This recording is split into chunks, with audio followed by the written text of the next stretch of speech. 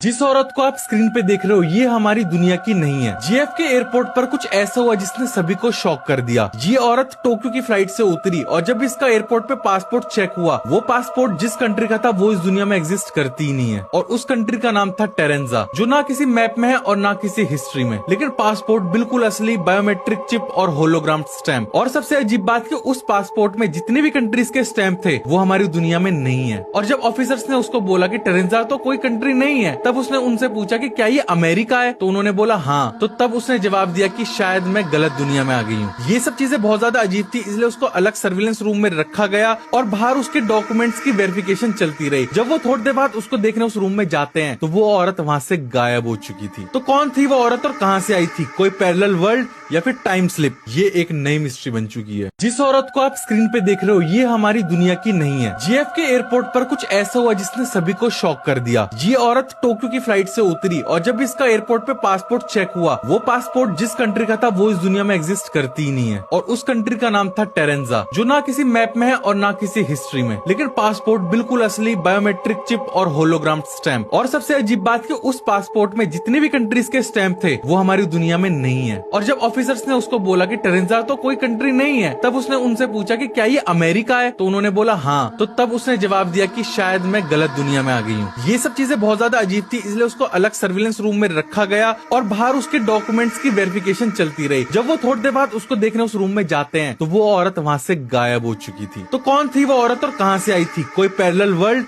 या फिर time slip? ये एक नई मिस्ट्री बन चुकी है।